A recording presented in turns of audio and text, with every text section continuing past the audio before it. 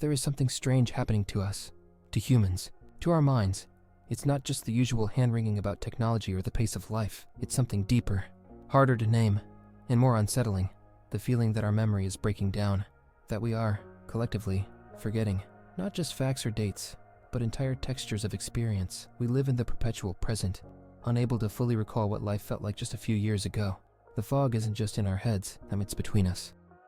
Mark Fisher, in his work Ghosts of My Life, wrote about how the future itself seems to have disappeared, how culture has become trapped in endless loops of the past, remixing familiar aesthetics without ever pushing forward. His idea of hauntology describes a world where the promise of a different future has been lost, and what lingers is a kind of half-remembered dream of what could have been. But if Fisher was pointing out the ghosts of unrealized futures, what if we're now facing something even stranger? What if we're losing the ability to feel time at all? The attention economy, a term often used to describe how social media and digital platforms compete for our focus, is often blamed for this fragmentation.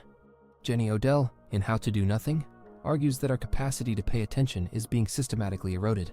But attention and memory are intertwined. What we cannot attend to, we cannot remember. And what happens when whole years pass without deep attention?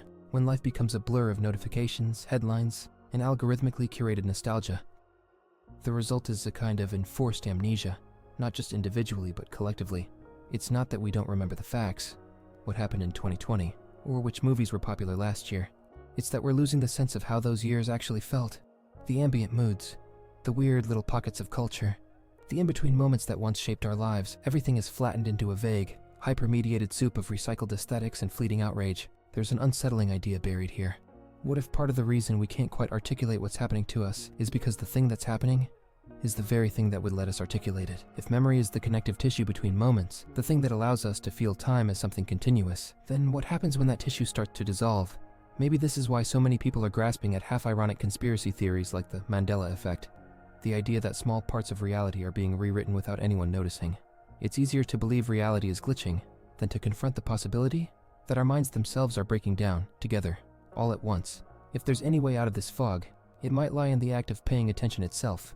Slow, deliberate attention. Odell's answer is to resist the rhythms of the attention economy, to reclaim the capacity to notice what's happening around us, to practice remembering. But even that feels harder than it should. What does it mean to practice memory in a world where the past is constantly rewritten by algorithms, where everything is built to be scrolled past and forgotten? Maybe the most unsettling part of this whole feeling is the suspicion that we might already be too far gone to even know what we've lost. There's something weird happening here, with us humans, and the only way out might be to start talking about it before we forget we ever noticed it in the first place.